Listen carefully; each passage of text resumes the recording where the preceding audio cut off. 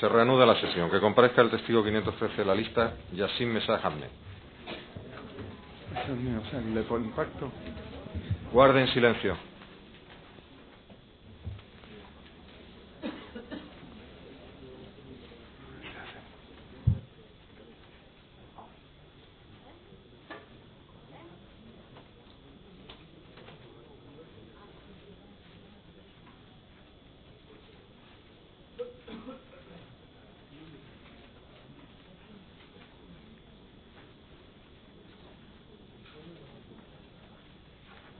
Siéntese, por favor, en esa silla que hay delante de mí. Buenos días. Buenos días. Viene usted en calidad de testigo. ¿Jura o promete decir la verdad? Lo prometo. Le informo que si falta la obligación que acaba de contraer, puede incurrir en un delito castigado con pena de prisión, multa y accesoria inhabilitación. ¿Hay alguna cosa, alguna relación de amistad, enemistad profesional, de comercio, de cualquier otro tipo, o alguna circunstancia que cree usted que pueda impedirle o dificultarle decir la verdad? No, ninguna. Conteste las preguntas de la defensa de Rafa Zubier que le ha propuesto como testigo. Sí, con la venia, buenos días. Mire, le queríamos preguntar en primer lugar si usted era portero de un local llamado Impacto. Sí. Bien. ¿Ha conocido usted a una persona que se llamaba Nurdin Abdesalam? Sí, le conozco. ¿De qué le conoce? Es mi primo. Su primo, bien. ¿Sabe dónde vive Nurdin? ¿En qué zona? Si vive en Madrid, ¿en qué zona? Sí, en Madrid. ¿Sí? ¿En qué zona? ¿Por Carabanchel? Carabanchel, sí. Cerca de un, ¿sabe si hay cerca un McDonald's? Pues en Carabanchel hay un McDonald's, sí. De acuerdo. ¿Y a Emilio Suárez Trasorra y a Carmen Toro los conoce? Sí, los conozco. ¿De qué los conoce, por favor? Son unas amistades que tengo en Asturias. ¿Desde cuándo los conoce? Desde el 2003. Desde el 2013. ¿Y por qué? ¿Perdón? ¿Por qué? ¿Dónde ¿De qué los conoce? A Emilio lo conozco, que me los presentaron una gente de Ceuta. ¿Y ha subido usted alguna vez a Asturias? Perdón. ¿Ha subido a visitarles a Asturias alguna vez, a Emilio y a Carmen? Sí, en una ocasión. ¿Y se ha alojado en su casa? Sí, una noche. Bien. ¿En compañía solo o en compañía de alguien más? Compañía de mi primo Nordin. Bien. ¿A usted le consta que hayan bajado Emilio y Carmen Toro a ver al hijo de Nurdin? Pues es que no lo sé. Pues yo con mi primo hace tiempo que no me hablo y no lo sé. Cuando nació su hijo no fui tampoco. Vale. ¿Sabe a qué se dedicaba Emilio? ¿Le decía en qué trabajaba? ¿Y si era minero? Era ex minero, me dijo a mí, me comentó. Estaba de baja, tenía una minusvalía por un problema respiratorio, creo recordar que me dijo. Vale. ¿Y Emilio cuando bajaba a Madrid le veía a usted? Sí, he coincidido 2 veces con él en Madrid. ¿Ha coincidido en un kebab en Marqués de Vadillo con Carmen Toro y Emilio Suárez Trasorras después de su boda? No.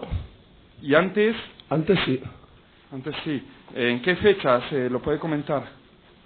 Pues en el 2003, no recuerdo muy bien ahora, que ya hace 4 años casi, 2003. Usted tenía como teléfonos, a ver si lo recuerda, hay un fijo y un móvil, el 91 525 33 13, ¿lo recuerda ese teléfono? Claro, es el de casa de mi madre. Bien. Y 696 73 39 88. ¿Es suyo? No. 696759388 era el mío. Bien, muy bien. Vamos a ver. ¿Se le podría mostrar la foto? Existe un documento, una foto en el suelo 35.265. Si le pudiera ser mostrado para ver si en el objeto de si se puede reconocer en esa foto. No, lugar. ¿Cómo se va a reconocer él ahí mismo? Para eso ya está el tribunal que lo está viendo y tiene la fotografía. Otra pregunta. Bien. ¿Hacía usted algún negocio con Emilio Suárez en cuanto a trapicheo? Bueno, se me puede decir de compraventa de algún estupefaciente. Que ya sabe que tiene usted derecho a no declarar en no. culpable. No, ninguna relación. En cuanto a los hechos que le pregunté, sí. pueda suponerle una imputación. Sí, lo comprendo, señoría. No, ninguna relación. ¿Conocía usted a Lofty Sbai? Sí. ¿Es amigo de él? Conocido. ¿Desde cuándo le conoce? Pues lo conozco de unos 5 años, 5 o 6 años puede ser. Más o menos, no recuerdo bien. Bien. ¿Y conoce usted a Rachid Faglif?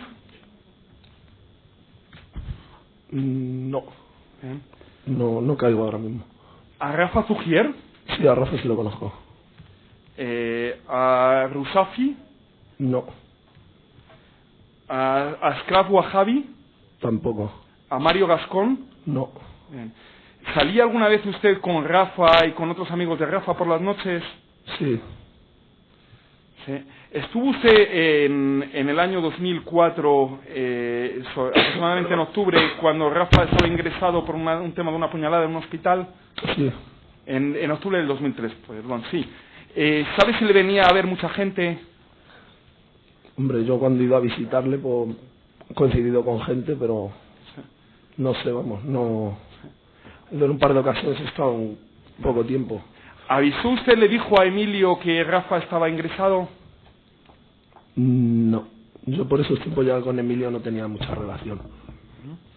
Y cuando bajaban a Madrid Emilio y no coincidían usted y además con Rafa y otros amigos. Nunca he coincidido en mi vida con Rafa y con Emilio a la vez. ¿Usted sabe por qué Emilio Suárez dijo que usted era el que le había presentado a Rafa Zugier al CNI antes de ser detenido? Perdón, ¿me puede repetir? Sí. Rafa, en una nota, en una entrevista que mantiene antes de ser detenido en Asturias, comenta a un agente del Centro Nacional de Inteligencia, la nota está en el legajo 10, le da los números de teléfono que yo le he comentado antes y además que le he leído, y además dice que parece ser que usted es el que los había puesto en comunicación a Toro y a Emilio con Rafa. No, eso es mentira. Eso es mentira. Rafa conoció a Antonio Toro en la prisión, en una prisión del norte, en el 2002 creo. Y de ahí su relación con Emilio. Yo no presentaba a nadie. Pero Emilio...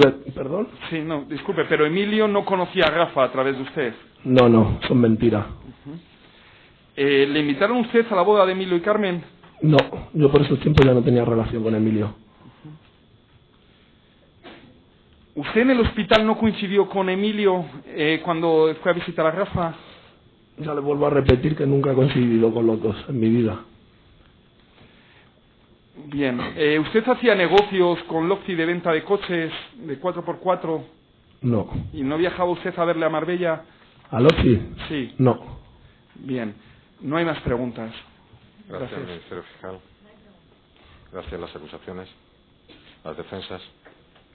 Ya se puede marchar, gracias. Muchas gracias. Que comparezca el testigo 617 de la lista.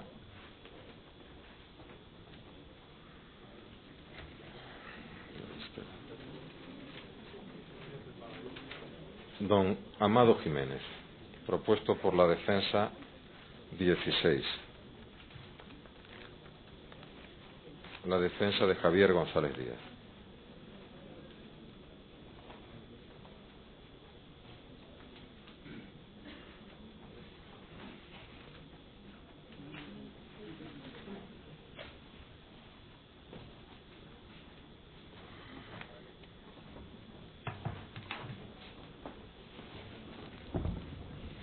Buenos días, siéntese por favor. Comparece usted, como sabe, en calidad de testigo. ¿Juro promete decir la verdad? Tiene que hablar de viva voz, o sea, tiene que usar la voz y no los gestos, porque si no, el resto de los letrados que no estén frente a usted no le dan. Ha dicho usted que juro promete decir la verdad. Es mi deber informarle que si falta esa obligación puede incurrir en un delito de falso testimonio, castigado con pena de prisión, multa y accesoria e inhabilitación. ¿Me ha entendido? Sí. ¿Hay alguna circunstancia alguna relación que cree usted que puede impedirlo, dificultarle decir la verdad? ¿Relación de amistad, No. enemistad, comercial? Conteste las preguntas que le va a hacer la defensa de González Díaz en primer lugar. Hola, Benes de la Sala. Buenos días, Amado. Buenos días, sí. ¿Usted conoce a Javier González Díaz? Sí, ¿Recuerda desde cuándo aproximadamente? aproximadamente unos 5 años y medio, 6. ¿Usted trabajó con Javier en algún sitio en común? Bueno, yo soy albañil y de vez en cuando contrataba alguna hora y venía a veces a trabajar conmigo él. Sí. No siempre, de vez en cuando. De vez en cuando. ¿En alguna obra de esas que trabajaron juntos estuvo también Gabriel Montoya Vidal? Montoya Vidal. Sí, le llaman el guaje Sí. gitanillo. Estuvo 3 días o 4. 3 días. En aquella obra, ¿usted recuerda la relación que tenía Javier con él? Si le decía que tiene que trabajar más o que tiene que trabajar menos, ¿recuerda? Bueno, yo sé que estábamos trabajando un día y estuvo 4 o 5 días trabajando y no nos servía. Me dio 2 bofetadas porque trabajaba mal y lo echemos. De hecho, ¿no? Sí. Después de eso aproximadamente cuándo fue? ¿En 2003, septiembre, octubre, puede ser? Vamos a ver. Aproximadamente. Pues hará 3 años esto, aproximadamente, 2 años y medio, 3. Vamos a ver, en relación con su suegra, ¿vive cerca de donde vive el gitanillo? Sí. ¿Usted suele ir a menudo por casa de su suegra? Todos los días. Todos los días. ¿Es cierto que durante los meses de diciembre, enero y febrero del 2004 iba Javier por allí a hablar con usted para ver si tenía obra? Sí. Vamos a ver, cuando iban allí, ¿estaba presente alguna vez Gabriel? No. Nada. Vamos a ver, ¿recuerda usted cuándo se detuvo a Javier? Sí, me acuerdo cuando lo detuvieron. Sí. No se acuerda, ¿no? ¿Usted vio en algún momento a Gabriel Montoya Vidal conduciendo el coche de Javier? ¿Solo? ¿Que si lo vi alguna vez conduciendo el coche solo? Sí. Sí. ¿Estaba Javier con él en el coche? No, iba él con unos amigos. Con unos amigos. ¿Usted recuerda más o menos qué fue cuando Javier estaba detenido precisamente por estos autos? Pues no me acuerdo. ¿Sería junio del 2004? Pues no lo sé. Yo sé que Javier dijo que el coche se lo había robado, pero era mentira, lo llevaba él. Porque se lo había dejado Javier. ¿Se lo había dejado Javier? Sí, según me dijo a mí, Javier. ¿Javier se lo había dejado a Gabriel? Sí, y Gabriel también me lo dijo a mí. Ya. ¿Usted vio el coche en la vía pública aparcado? No, llegaron, yo sé que estaba en la calle yo y llegaron ellos con el coche, le dieron la vuelta y se fueron. Ya. Vamos a ver, solamente una última pregunta. ¿Usted recuerda que la madre de Gabriel, o Gabriel tiene un hermano que aproximadamente nació en abril del 2004, aproximadamente puede tener 2 años ahora mismo? Sí. Vale, una pregunta más, señoría. Gracias, Ministerio Fiscal. Gracias, las acusaciones, las defensas. Gracias, ya se puede marchar. Bien, ahora vamos a proceder a tomar declaración a los 2 miembros de la División de Investigación General y Operaciones Especiales italiana. Por lo tanto, las señoras traductoras de italiano ocuparán la cabina. No podrá haber traducción a lengua árabe, pero para preservar totalmente, no el derecho de defensa, puesto que no hay ninguna obligación de traducirle lo que ocurre en el juicio, pero para preservar cualquier posibilidad de que quiera comunicar con su letrado, sacarán a Rabello Osman del habitáculo y lo colocarán, por favor, los 2 primeros procesados. A ver dónde los ubicamos. Si hay sitio detrás, que los sienten detrás, y ahí se sentará Rabey con un traductor de árabe clásico.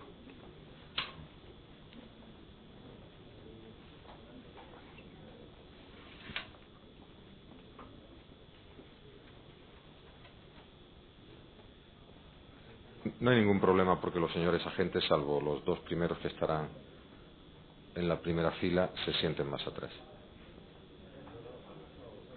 Bien, un traductor de árabe, por favor.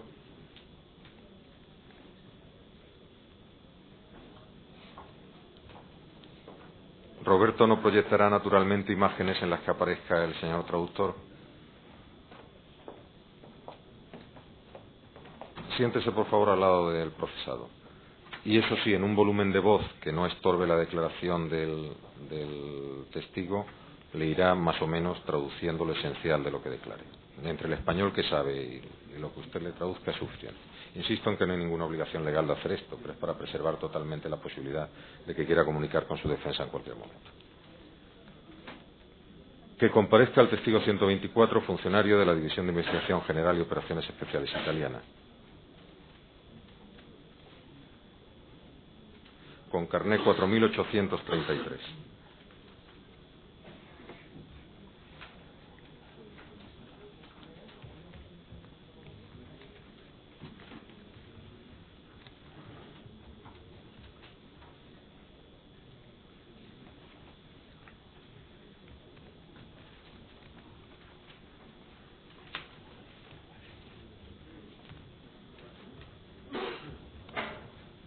Buenos días. Siéntese, por favor, en esta silla. Acérquelo un poquito.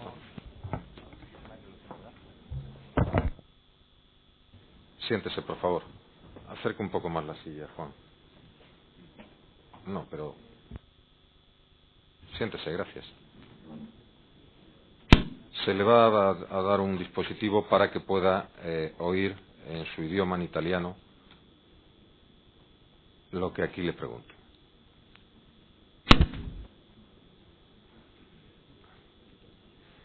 Colóqueselo usted cómodo. Le ruego que ahí hable normal, flojo. Ya le oyen perfectamente en la cabina.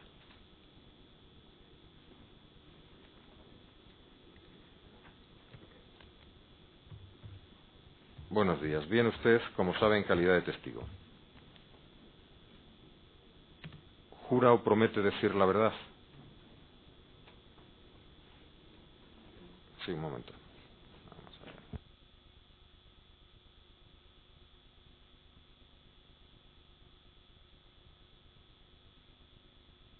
Bien. Le preguntaba si jura o promete decir la verdad. Es mi deber informarle que si incumple esa obligación, la de decir verdad, puede ser sancionado con pena de prisión, multa y otra pena que se llama inhabilitación.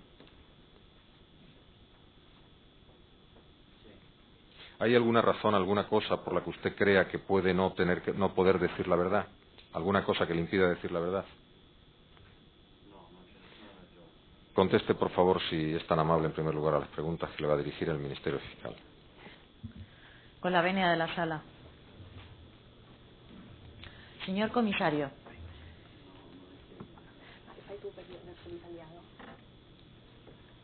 Sí, señor comisario. Bien, vamos a ver. Por favor, revisen el sistema a ver qué está ocurriendo.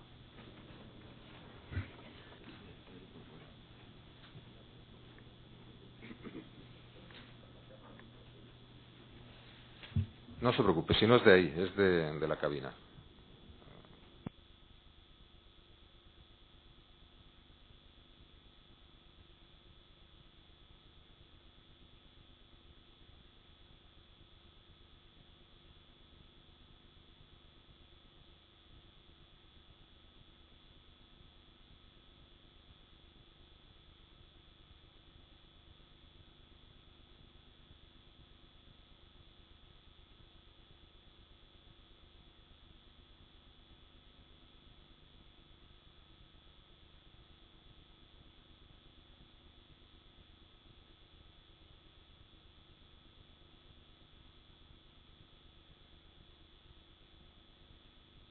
Bien, cuando quiera, señora. Gracias. Señor comisario, ¿qué significa Digos?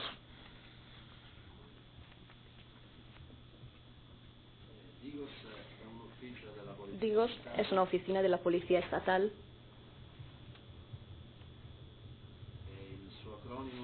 La sigla significa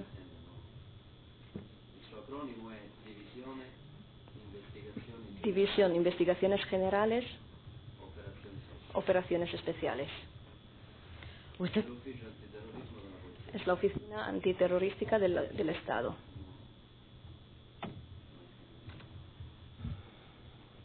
La División Antiterrorista del Estado. Sí, a usted la oímos bien, pero no sé qué problema tiene el testigo con lo... Ah, que no le llega la traducción en italiano. Roberto, por favor, a ver si solucionamos esto. Pero es que quiere escuchar en italiano.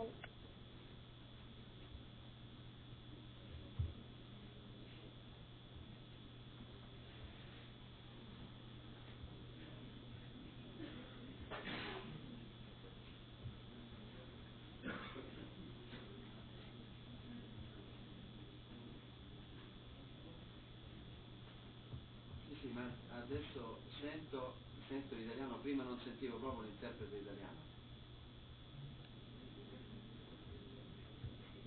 Adesso sì.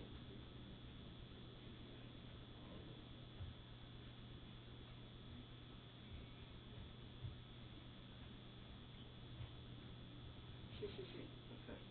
Ok.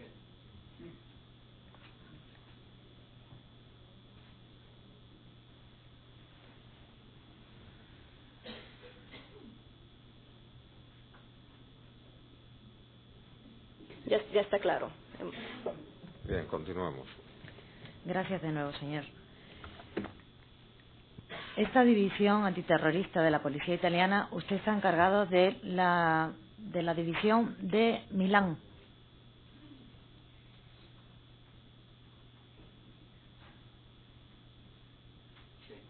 Sí. ¿Recuerda usted en el año 2004 cuando se comenzó la investigación acerca del procesado en esta causa, en la causa que se siguen por los atentados con resultado de muerte en Madrid contra Rabey Osman El Sayed?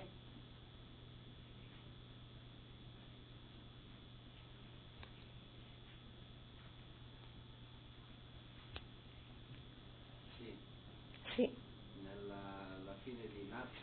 A finales de marzo de 2004. Esta investigación se inició allí en Milán como consecuencia de alguna información que ustedes poseían.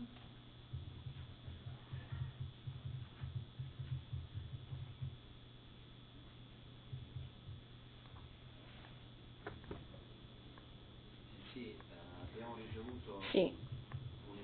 Recibimos información de parte de la policía española. En particular, nos comunicaron un número de móvil italiano, una tarjeta SIM italiana, que había sido encontrada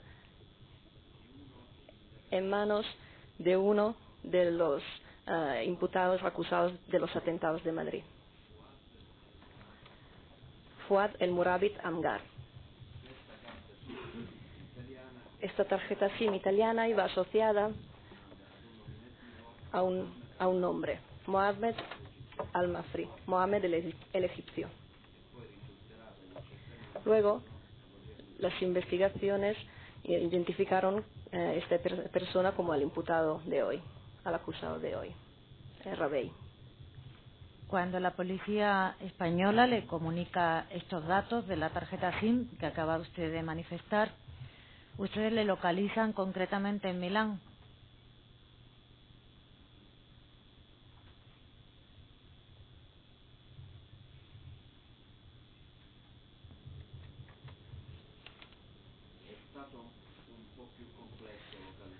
La localización ha sido un poco más compleja, porque la tarjeta SIM española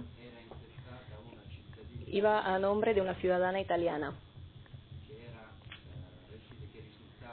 ciudadana que resultaba residente en Turín. Entonces, en la fase preliminar de las investigaciones, fue activada una investigación en la ciudad de Turín. Asimismo, adquirimos todas las llamadas telefónicas realizadas con antelación procedentes de esta tarjeta SIM. El tráfico que registramos relativo a esta tarjeta identifica al usuario de esta tarjeta como alguien que se movía prevalentemente en la ciudad de Milán.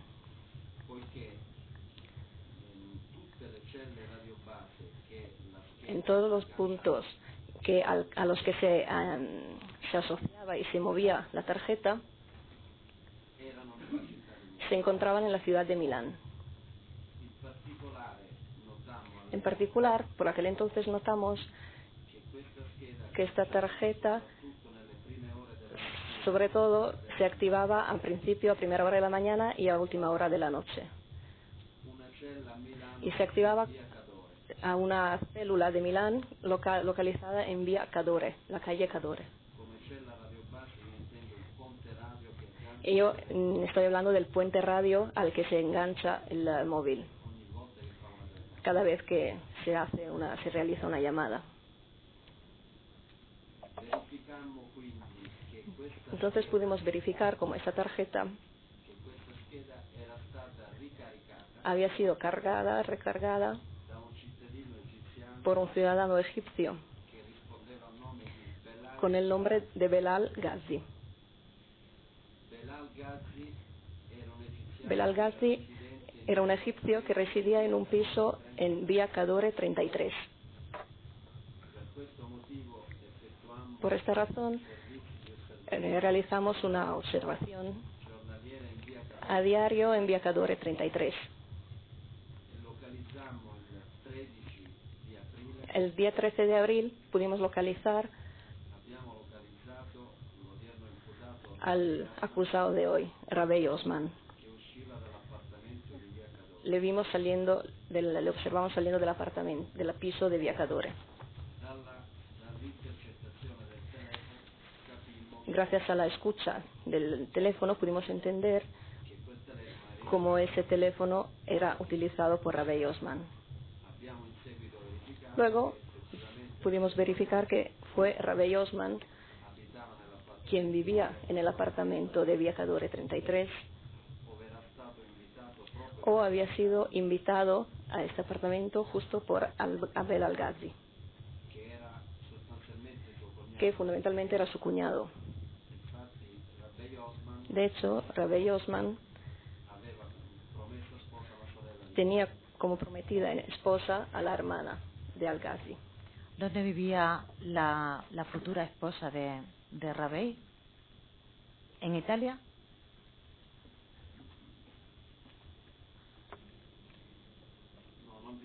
No vivía en Italia, vivía en Egipto. ¿Ravey en esa época estaba trabajando?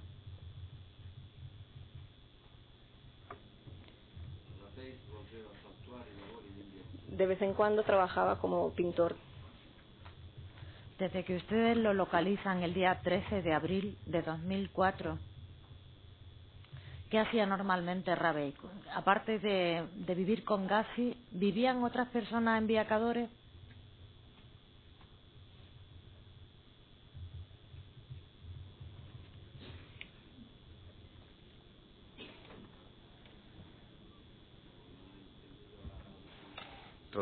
Traduzca otra vez, por favor, que no lo han entendido.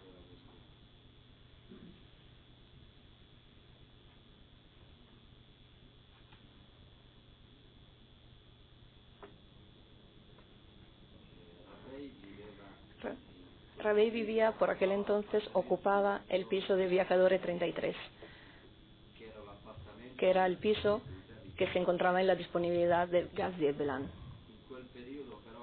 Por aquel entonces, Ghazi Belal no se encontraba en Milán,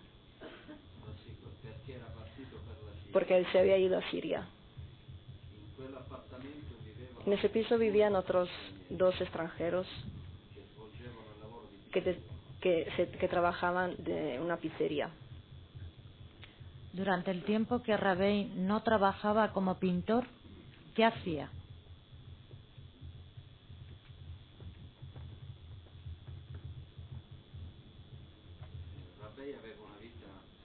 Llevaba una vida muy reservada. La mayoría del tiempo se quedaba en el interior de la vivienda. Frecuentaba la mezquita de Milán habitualmente, en particular para rezar los viernes. La mezquita de Milán se encuentra en Viale Jenner. Sin embargo, su vida era muy reservada. Encontraba a pocas personas. Ustedes solicitaron de la autoridad judicial el mandamiento correspondiente para la observación telefónica.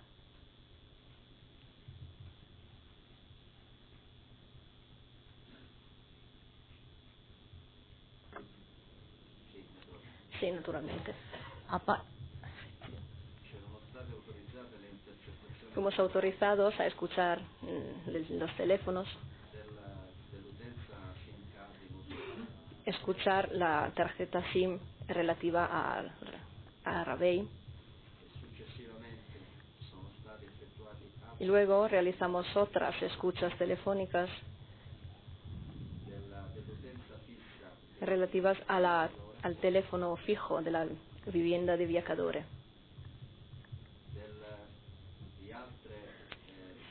También otros teléfonos móviles de otras personas que estaban en contacto con Ravey.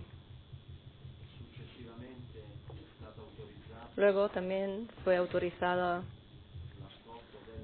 la escucha, una escucha de tipo ambiental en el interior de la vivienda de Viacadore, y escuchas telemáticas también, o sea, intervenir la actividad desarrollada por Internet. Sin embargo, esto solo fue realizado en una segunda parte. Por lo que se refiere a las escuchas,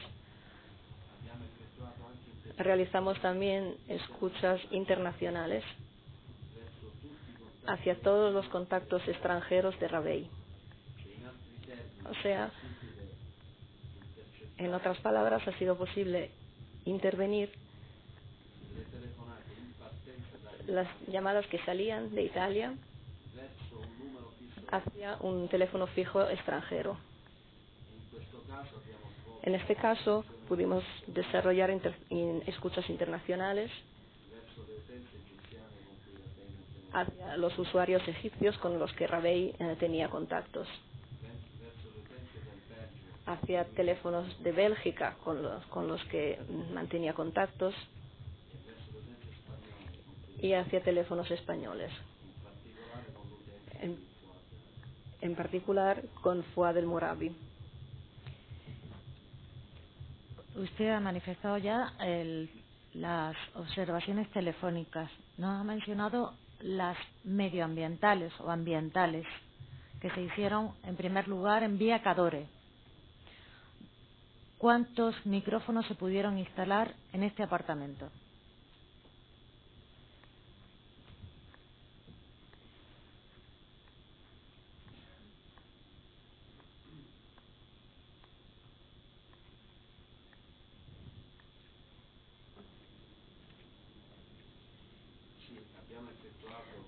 Realizamos e instalamos, si no recuerdo mal, 2 micrófonos en el interior de la vivienda de Viacadore.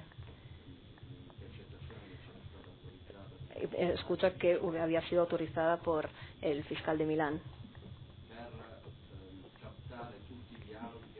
para poder escuchar todas las conversaciones que se realizaban en el interior de la vivienda. La misma actividad la pudimos hacer en Via Chiaserini al número 16.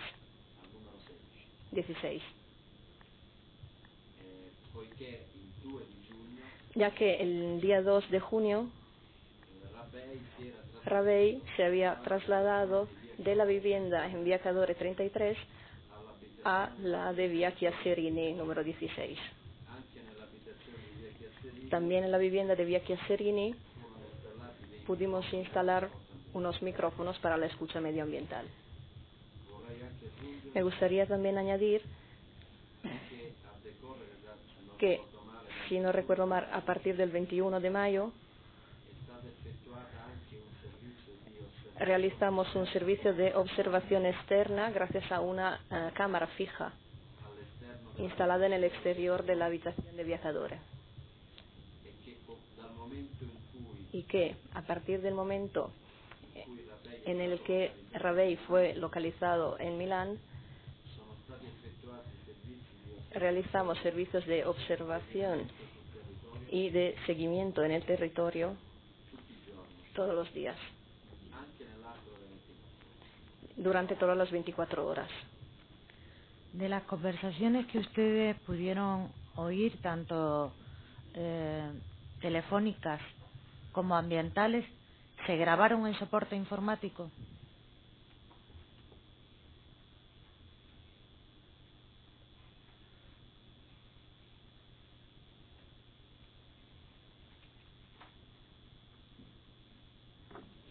Sí, está todo grabado en soporte informático.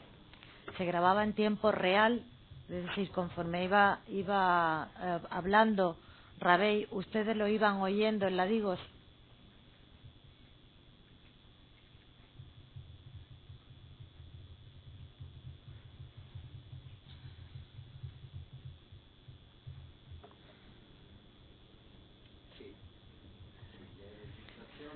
Sí, se grababa en tiempo real. Sin embargo, está claro que para las escuchas no se puede hablar de tiempo real porque hacía falta para los intérpretes traducir las conversaciones. Por lo que se refiere a las conversaciones telefónicas, era más ágil realizar la traducción. Por lo que podemos decir que teníamos una traducción al cabo de 1 o 2 horas de él. Y por lo que se refiere a las escuchas medioambientales, ya que se trataba de diversas horas de conversación, de coloquio, para poder completar todas las grabaciones hacía falta a veces un día entero o más días. ¿Cuántas personas? Porque Ravel hablaba en árabe. Sí, Ravel hablaba un árabe clásico. ¿Cuántos intérpretes había en el servicio de Ladigos para traducir las conversaciones que tuviera Ravel con otras personas?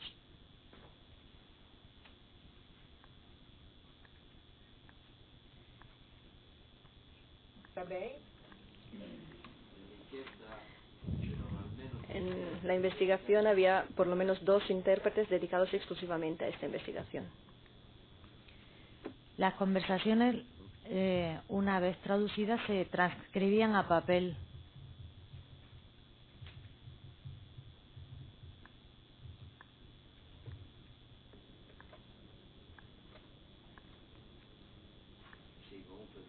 Sí, se transcribían.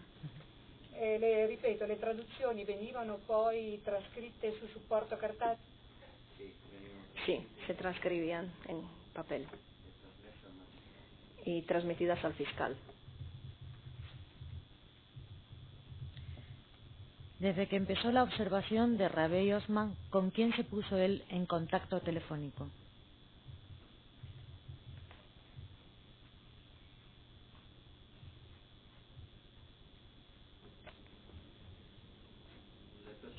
Las personas con las que habitualmente hablaba por teléfono, por lo que se refiere a la ciudad de Milán, había un egipcio que luego identificamos con el nombre de Yahya, Mawad Rake. Por lo que se refiere a los contactos extranjeros internacionales, Ravel hablaba con un marroquí que llamaba desde Bélgica. Luego identificamos como Chabaru Morad, y con un egipcio que llamaba desde Francia, identificado como Mohamed Morad Rage, que realmente era el hermano mayor de Yahya, el chico con el que hablaba y se encontraba habitualmente en Milán, y que realmente era un discípulo suyo. ¿Desde qué fecha tuvo contacto Ravel con este discípulo, con Yahya, el hermano de Mohamed, que estaba en Francia? Yahya, ¿cuándo apareció en Vía Cadore o cuándo tuvo relación con Ravel? ¿A partir de qué fecha aproximadamente?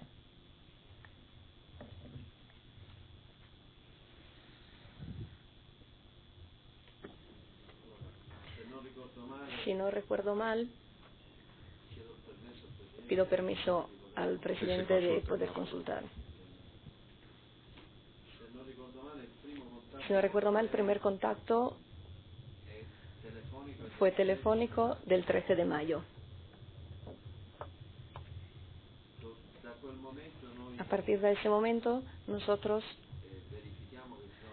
verificamos que había contactos a diario, que se realizaban de forma estable. Y también se encontraban físicamente a diario con Yahya. ¿Yahya iba al apartamento de Vía Cadore?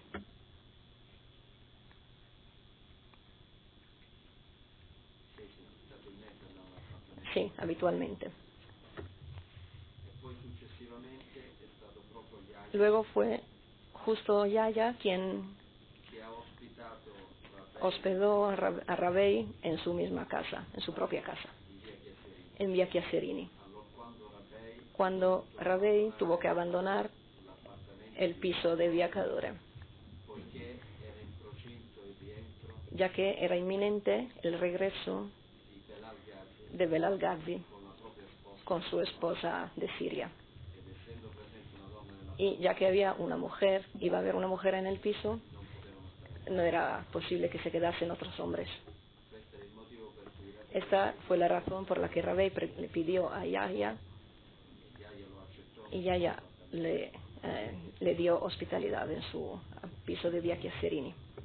En la relación que tiene Rabei con el muchacho joven, con Yahya,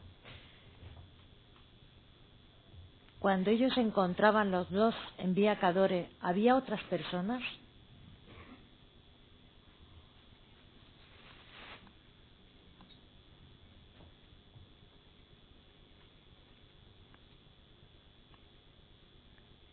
Questo tipo di rapporto?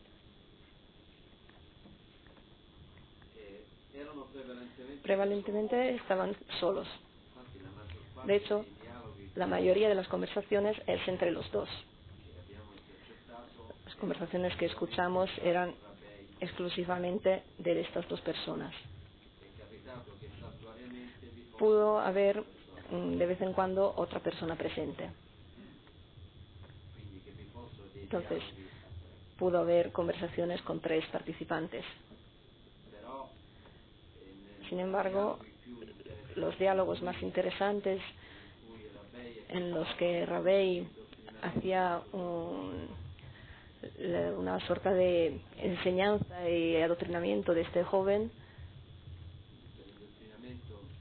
me refiero a una enseñanza hacia las enseñanzas del Islam radical. En estos casos siempre estaban solos. Rabei, delante de otros, de terceros, que no fuesen Yahya, nunca habló de estos temas. ¿Se mostraba reservado cuando había la presencia de un tercero?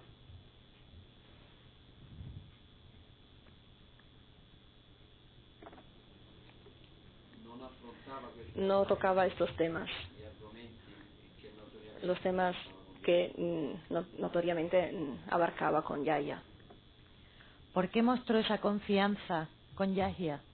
¿Tienen ustedes conocimiento del por qué mostró este tipo de acercamiento a una persona que acababa de conocer?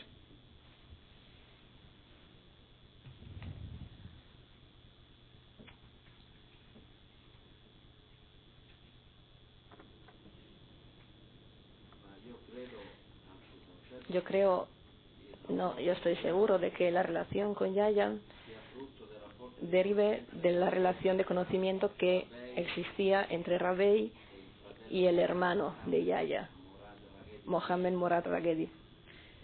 ¿Qué tipo de conversación había entre Rabei y el joven?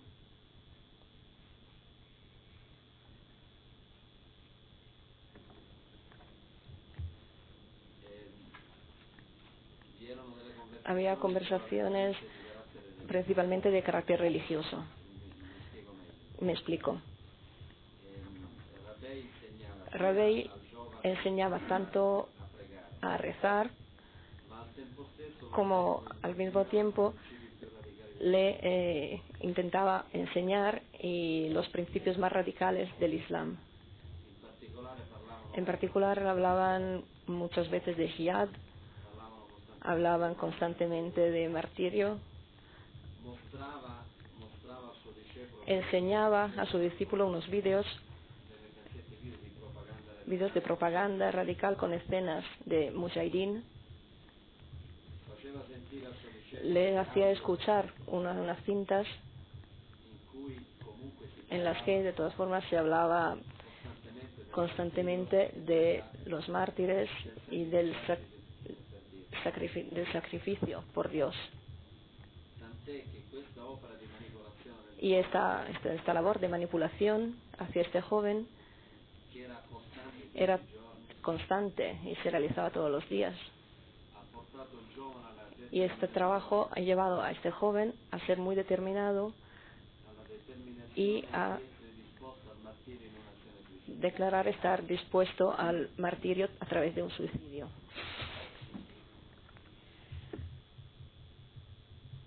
¿Se utilizaba en Via Cadore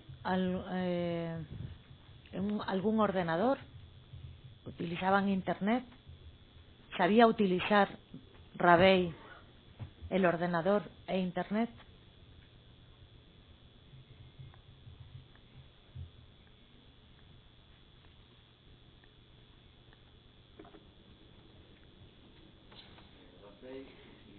Rabey utilizaba habitualmente un ordenador que existía en Via Cadore. Este ordenador estaba conectado a la red Internet a través del operador italiano Fastweb. Fastweb es una línea en fibras ópticas ultra rápida.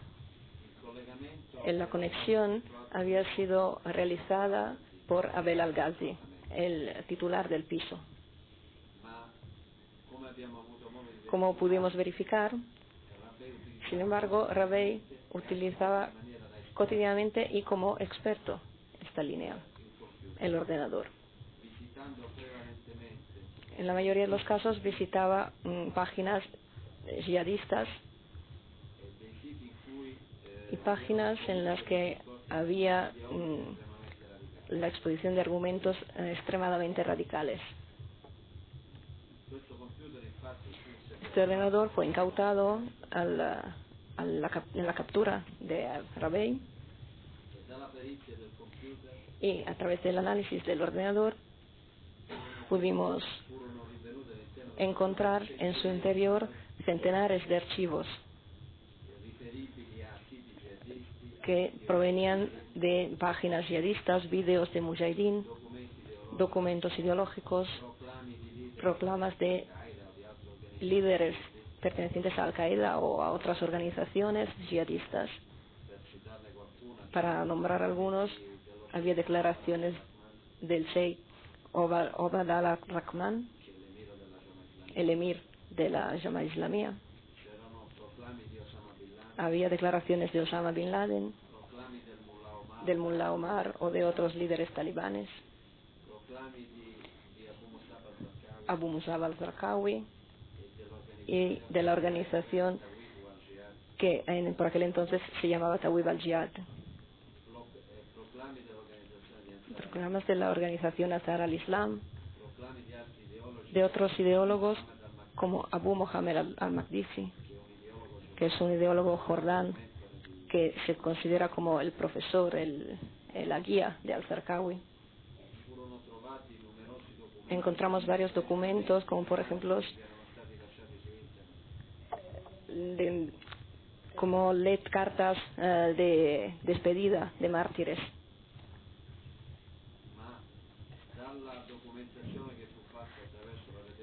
Sin embargo, la documentación encontrada a través de la red Internet, pudimos verificar cómo Rabey también visitó páginas en las cuales se explicaba cómo construir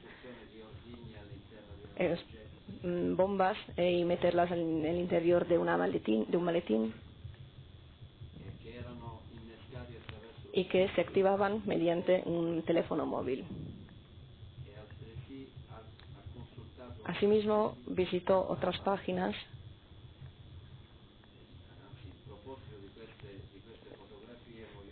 y hablando de estas fotos, me gustaría añadir que encontramos en el ordenador fotos de estas bombas que habían sido bajadas de esta página.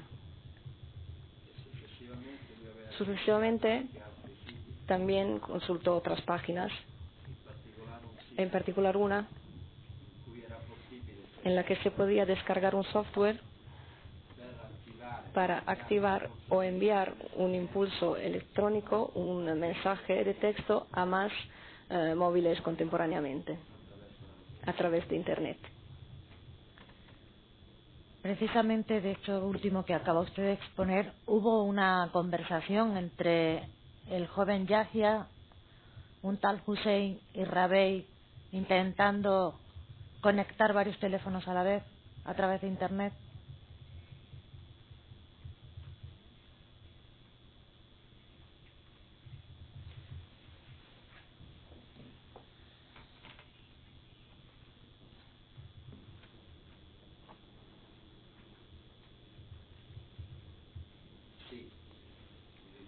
Sí, hubo intentaré ser más preciso.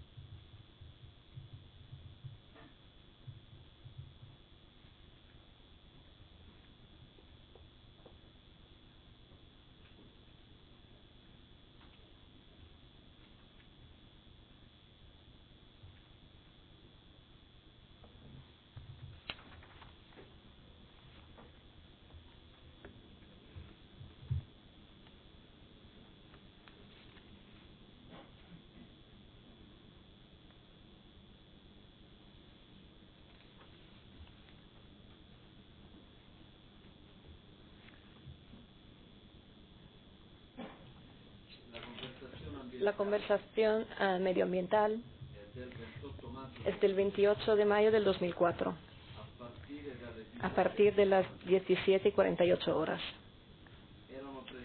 Estaban presentes en el interior de la vivienda de Via Cadore 33 3 personas. El acusado de hoy, Rabbi Osman El-Sayed, Yahya Maiwad y Mohamed Rayel, y una tercera persona que estaba de visita, que ocasionalmente visitaba la vivienda, llamado de Jordania Hussein Aitan. La conversación en general trataba de Internet. Y en esa ocasión, Rabbi, y pudimos verificarlo en directo, también porque en ese momento, aparte de la escucha medioambiental, también llevábamos a cabo la intervención telemática del ordenador. Y en esa ocasión Rabbi enseñaba a los demás cómo era posible a través de Internet conectarse y enviar más mensajes de texto a teléfonos móviles. En efecto, hace una prueba con los móviles de las personas presentes.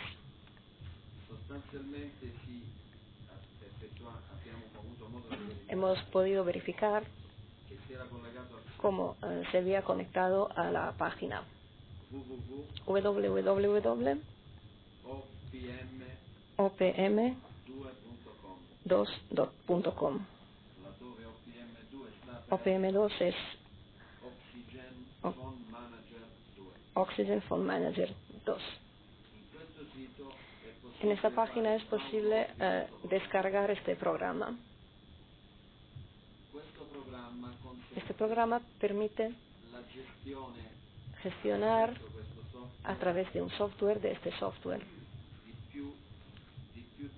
más teléfonos móviles de marca Nokia,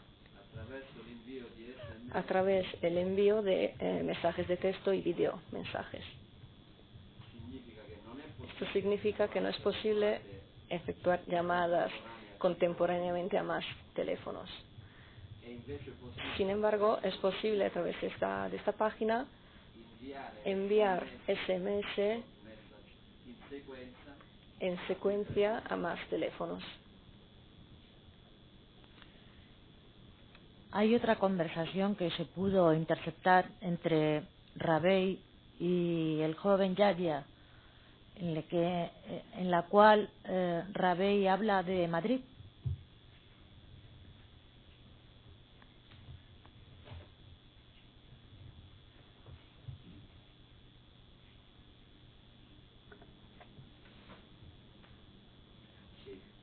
De los sucesos de Madrid. Sí. voy a detallar. En realidad, Rabey hizo varias referencias, sea durante llamadas, sea hablando en casa, y lo escuchamos a través de las escuchas ambientales, y se refirió a los hechos de Madrid del 11M.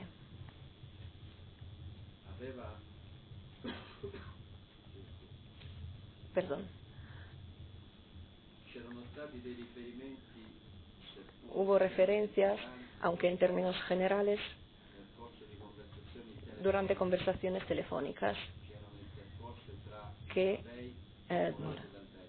se habían efectuado desde Bélgica entre Rabey y la persona que se encontraba allí.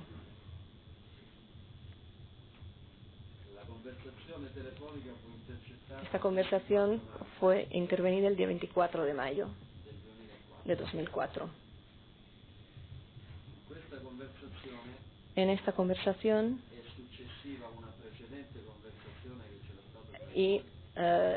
era sucesiva a otra conversación anterior que había habido entre los dos. Conversación captada el día 12 de abril.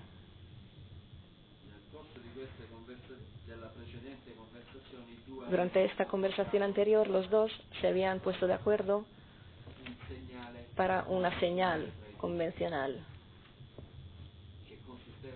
La señal era la siguiente. Murad desde Bélgica haría una llamada perdida al móvil de Rabey. Esa era la señal de que Murad en ese momento se encontraba en Bélgica. Y Rabey le llamaría a su móvil. De hecho, el 24 de mayo de 2004, Rabey recibe una llamada perdida a su mismo móvil y sucesivamente se pone en contacto con el número de Bélgica 0032 22 15 28 18. Este número estaba utilizado por Murad.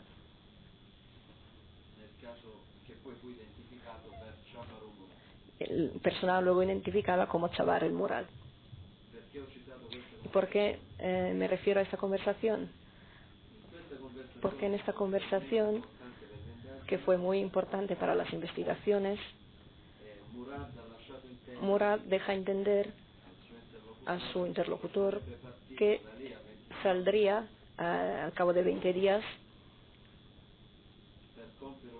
y se iría para hacer una acción suicida como mártir. Al principio de esta conversación, Rabey le dice a Murad: estaba escuchando una cinta de mártires y me pensé en ti. Durante esta conversación, Murad deja entender que saldría para que su destino se cumpliera frente a Dios. Esto ha sido entendido, sin lugar a duda, como una acción suicida. Esto sucesivamente se confirmará durante la investigación de la vivienda de Murad, la vivienda en Bélgica, me refiero. Se encontró su testamento en esta vivienda. Normalmente los mártires dejan antes de llevar a cabo una acción. Siempre durante esta conversación se entiende como Rabey estaba en contacto, aparte de con Murad, también con Mohamed de París, quien formaba parte del mismo proyecto. Él también estaba al interior de esta organización y él también iba a formar parte, a participar en una acción de este tipo.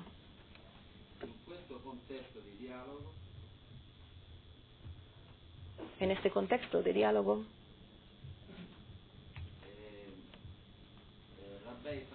Rabey se refiere a los atentadores de Madrid. En particular, se refiere a Saran Fuad, diciéndole a Murad que están con Dios. Esto se entendió como una persona llamada Saed el-Majid Fazet, uno de los suicidas de Leganés. En este momento encontramos la primera referencia a los hechos de Madrid, en esta llamada del 24 con Murad. Justo esta llamada me gustaría añadir también y el hecho de que se entendía que había un proyecto inminente de atentado para llevar a cabo en un plazo de 20 o 25 días, llevó a una aceleración improvisa de todas las investigaciones. En particular, involucramos directamente las autoridades de Bélgica,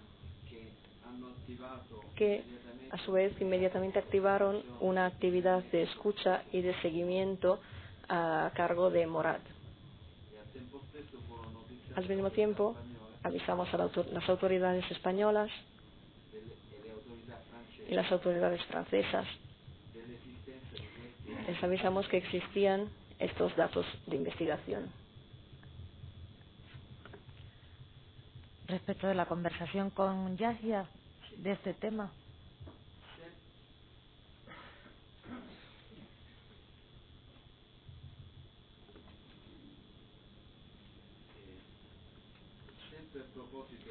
Siempre a propósito de esta conversación, sí. Me gustaría también añadir, antes de tocar el tema de la siguiente conversación con Yahya, que el mismo Rabey era alguien quien quería hacer este recorrido de mártir. Y de hecho había hablado con algunas figuras importantes de la ideología islamista radical, entre los cuales Salman bin Ahuda, que es un imam radical neosaudí, muy conocido en el ambiente islamista. Y también con otro imam de Kuwait, que pensamos que podría ser Qaradawi. En ese periodo Rabey había pedido consejo a estos imam antes de llevar a cabo él también este viaje hacia el martirio. Estos dos ideólogos le habían, según lo que dice Rabey en esta llamada con Murad, había dicho que en ese momento le habían aconsejado resolver antes los problemas que tenía, y en particular con su ex mujer española, porque antes de llevar a cabo este viaje había que resolver las cuestiones terrenales, estar puros.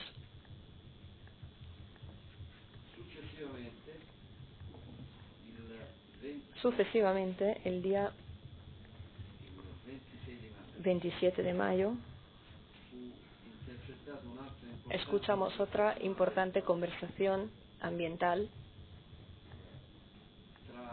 entre Rabey y Yahya dentro de la vivienda de Via Cadore. Los servicios de observación, seguimiento y cámaras en el interior de la vivienda estaban presentes solo Rabey y Yahya. Esta conversación del 26 de mayo empieza a las 19:41 horas. Es una conversación que se desarrolla durante algunas horas. En el contexto más general, en el que los dos hablaban de jihad, y en particular Rabey hablaba de jihad, enseñando y hablando a su discípulo. Rabbei en particular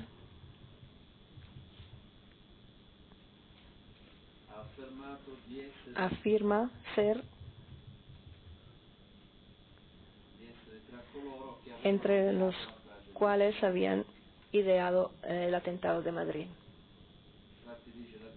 Dice, el atentado de Madrid, haciendo una confidencia a su discípulo, dice, el atentado de Madrid había sido un proyecto suyo y los que habían muerto mártires en Madrid eran amigos suyos.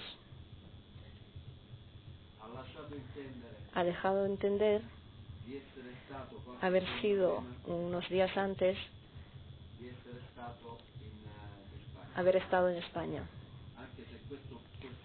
Sin embargo, sobre esta parte de la conversación volvía a ser una conversación general, genérica. Tengo que decir que esta referencia al atentado de Madrid se lleva a cabo al final de un discurso en el que de todas formas se hablaba en general de jihad, de operaciones de martirios,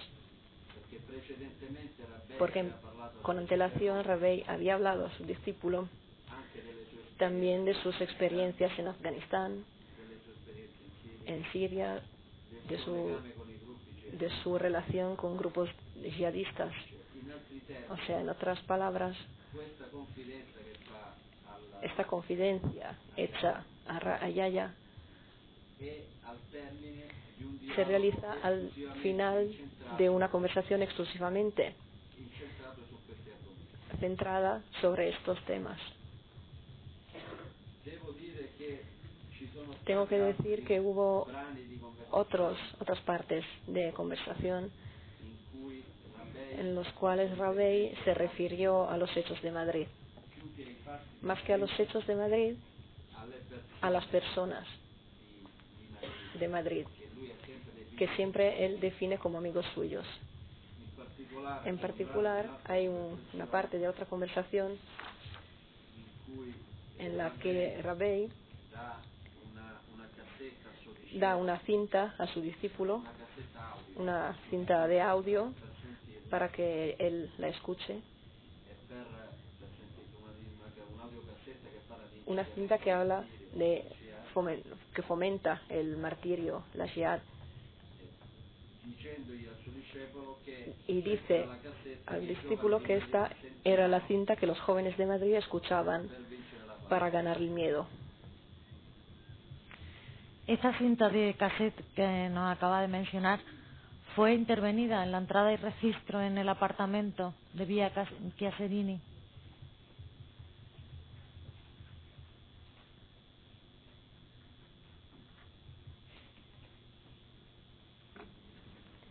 Sí, fue intervenida cuando capturamos a Yahya, una cinta, un cassette, que estaba en el interior de un radiocassette. Se trataba de una cinta que nos tradujeron y era un sermón que se llama El corteo de los mártires. Es una cinta de propaganda radical que cuenta la historia y las acciones de este mártir. Cuenta el desfile durante su funeral. Esta fecha se refiere al periodo de los mujahidín bosnios, más o menos por la mitad de los años 90. También tengo que añadir que durante otras encuestas, investigaciones que realizamos en grupos islamistas radicales, también tuvimos la ocasión de encontrar e incautar la misma cinta, el desfile de los mártires.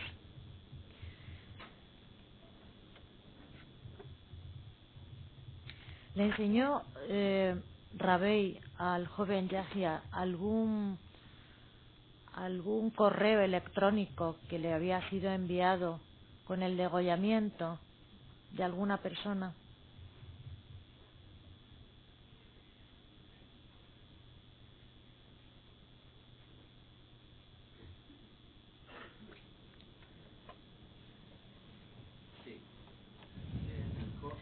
Sí.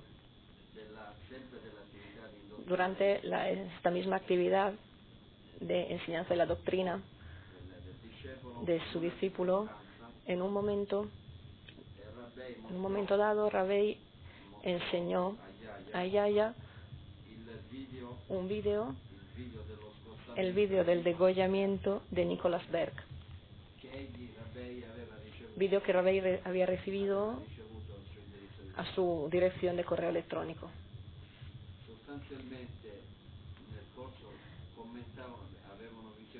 Habían visto juntos este vídeo muy cruel y lo habían comentado con términos muy violentos y muy duros.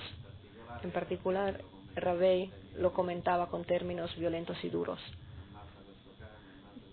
Mata a este perro, mata a este infiel. Estos los términos con los que comentaba la ejecución de Nicholas Berg enseñándola a su discípulo. Esto nosotros lo escuchamos en directo, ya que los micrófonos estaban puestos en la vivienda de Viacadore.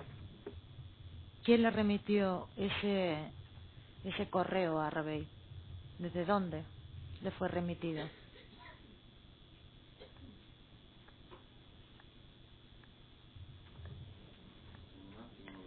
Un segundo, lo miro.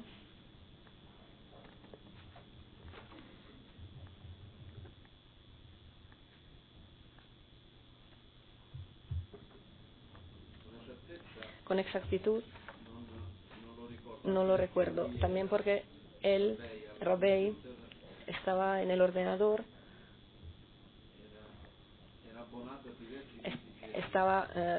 tenía una suscripción con distintas páginas jihadistas. Entonces recibía a menudo, otros vídeos radicales, vídeos de Mujahideen.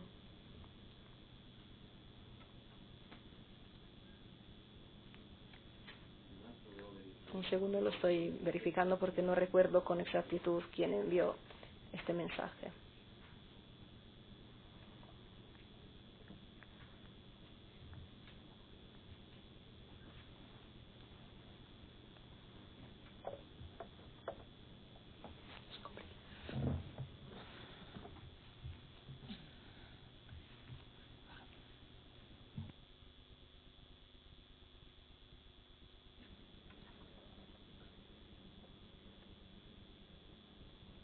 ¿Recuerda si era de la página de Al-Zarqawi?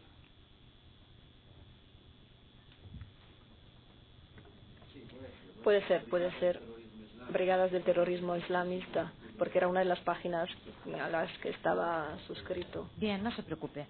¿Cuánto calcula el Ministerio Fiscal que le queda solo a efecto de organizar la sesión, como natural? No hay límite de tiempo. De todas formas, lo encontramos. No le sabría decir, señor. Digo solo para interrumpirle el interrogatorio, prolongarlo hasta que acabe y luego interrumpir la sesión. Da exactamente igual. Ya saben que hay 2 horas de descanso. Me da igual interrumpir a las 3 hasta las 5 que ahora hasta las 4. Quizás media hora, no lo sé. Bien, entonces continúe, por favor. Gracias.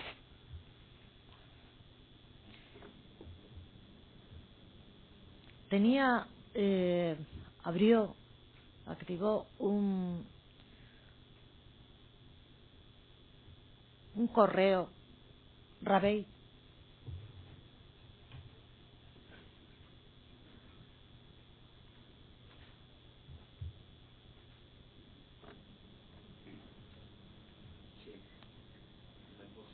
Sí, realmente tenía más de uno, pero en particular utilizó uno. kiskmohammed@yahoo.com. ¿Cuándo se activó este correo?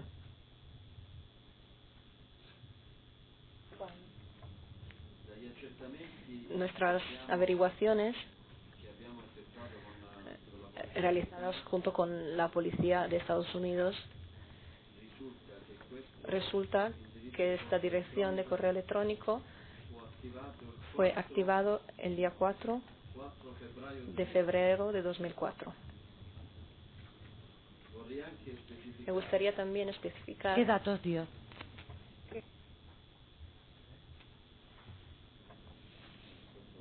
los encuentro ahora mismo.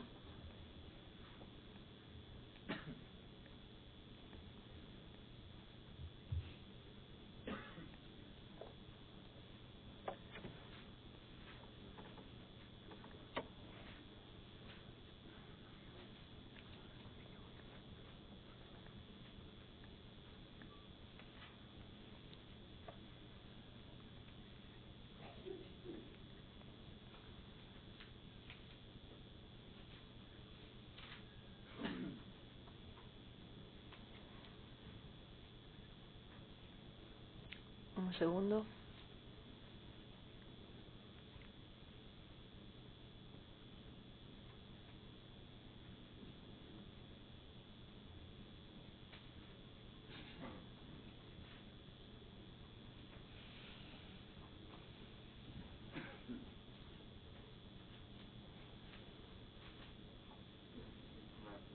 Un momento.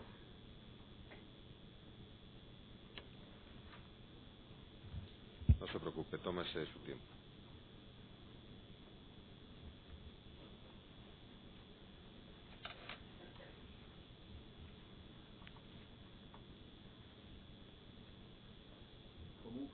De todas formas, proporciono, y creo recordarlo de memoria, los datos de Mohamed Kisk, nacido el 11 de marzo de 1970 en Centerville. Estos eran los datos que habían sido grabados en el formulario de registración a la página. Esto nos llamó mucho la atención. Podía parecer algo de sugestión, porque 2 meses antes del 11M había sido registrada una dirección de correo electrónico con los datos de alguien nacido el día 11 de marzo. Me gustaría también decir que nos llamó la atención desde este punto de vista el momento en el que se efectuó esta registración, la activación de esta dirección de correo. Hago una breve introducción para la reconstrucción. Nosotros empezamos nuestra actividad de escucha e intervención del teléfono de Rabey a partir del final de marzo de 2004. A través de una anterior reconstrucción ha sido posible, con un buen margen de aproximación, reconstruir también los movimientos anteriores, a pesar de que no teníamos todavía el teléfono intervenido de Rabey. Esto lo hicimos comparando las facturas del teléfono móvil y las llamadas efectuadas desde ese teléfono. Las celdas radio que cada vez se involucraban en las llamadas. A partir del 4 de febrero de 2004, también los contactos con la dirección de correo electrónico. En función de esto podemos decir que Rabey llegó a finales de diciembre de 2003 a Italia.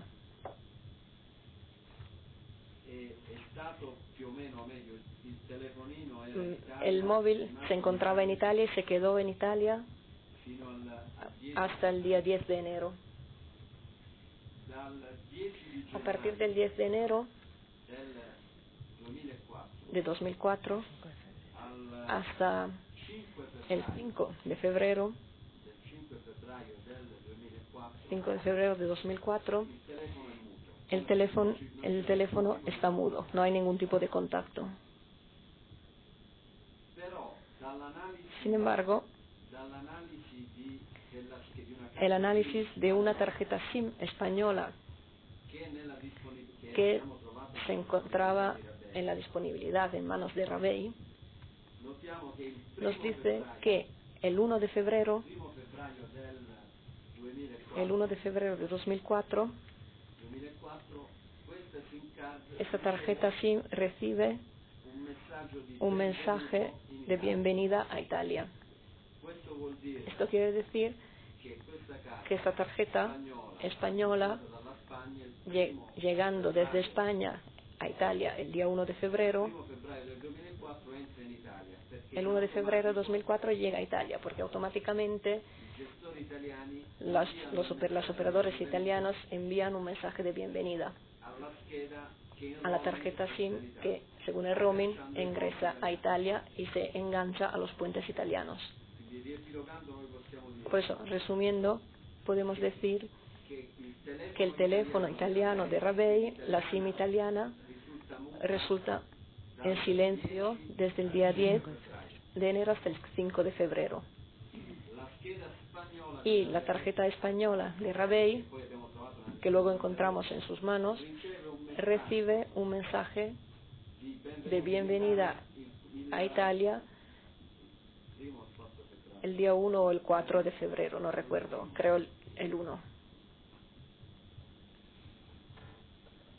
El 1 recibe el mensaje de bienvenida y el 4 es cuando se activa el correo. El 1 recibe el mensaje de bienvenida. Sí, el primo è quando riceve il messaggio di benvenuto. Perdón, Y es el 4 de febrero. Nosotros creemos que podemos deducir de ese mensaje de bienvenida que Rabei, o por lo menos esa tarjeta española que Rabei tenía, estaba en España ese día, o por lo menos por aquel entonces. El 4 de febrero, 3 días después, cuando nosotros volvemos a tener a Rabei en Italia, según lo que nos comunican los americanos,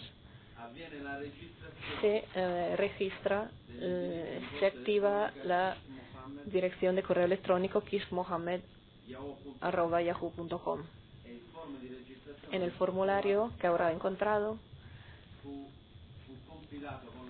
aparecen los datos de Mohammed Kishk, nacido el 11 de marzo de 1970. Centerville,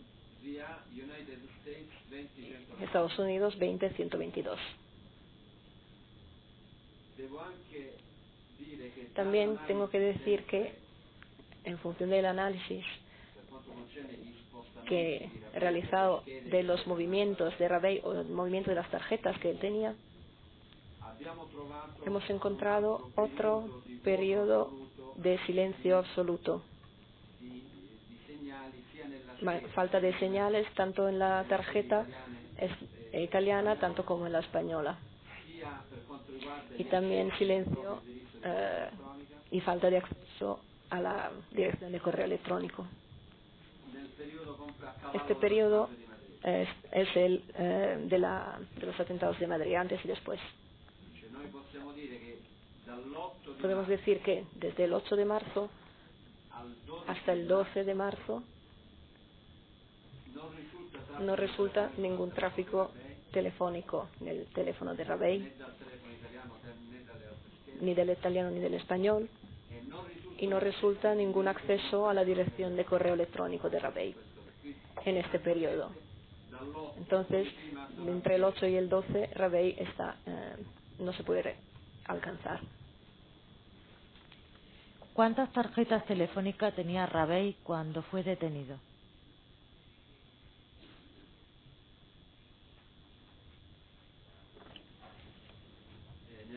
Tenía 3. Una tarjeta telefónica italiana, una tarjeta SIM española y una tarjeta SIM francesa, del periodo en el que residía en Francia. ¿Qué significado le dieron ustedes a la fecha que dio para activar ese correo electrónico que hemos visto anteriormente? 11 del 3 de 1970. Lo acaba de comentar, señora fiscal, algo más concreto. Acaba de comentar que les consideró relevante, llamativa esa fecha. ¿Hay algún dato en concreto que usted quiera saber? Sí. ¿Qué significado tenía el año 70?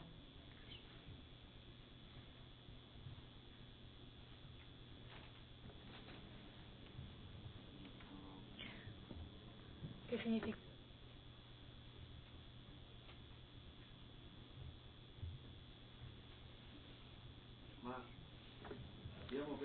Pensamos que hicimos una averiguación también del Corán, basándonos en el Corán,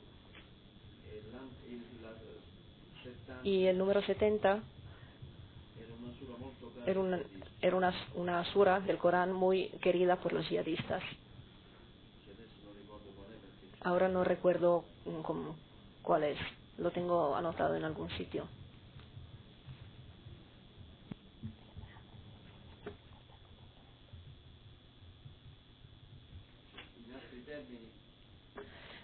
En otras palabras, pensamos que había algún tipo de símbolo en la registración con fecha 11 de marzo de 70, 2 meses antes de la realización de los hechos.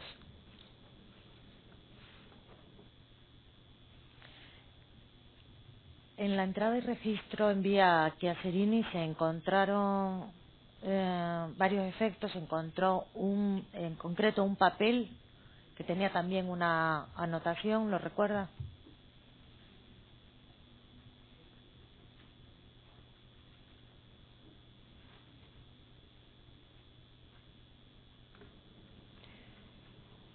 Sí.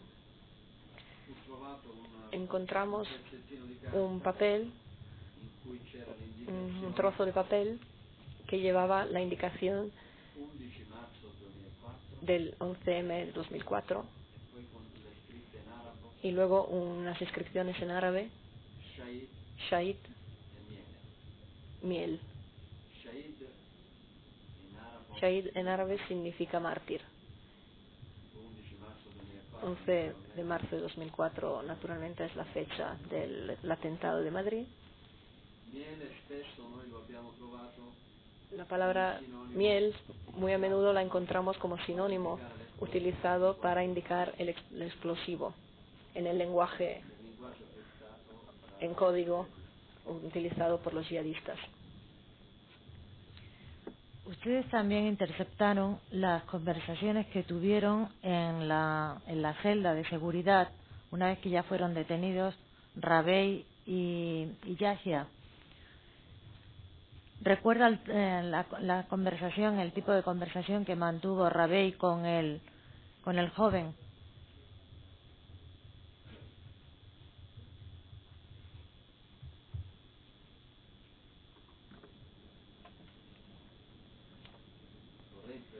Me gustaría con antemano especificar de antemano que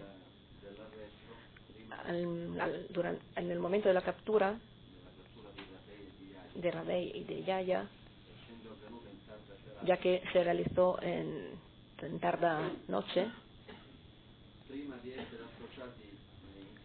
antes de ser juntados en la cárcel, habían sido detenidos en las celdas de seguridad del departamento de policía de Milán. Dentro de esta celda de seguridad, con la autorización del fiscal que coordinaba las investigaciones, había sido introducido un micrófono para intervenir la conversación entre estas dos personas.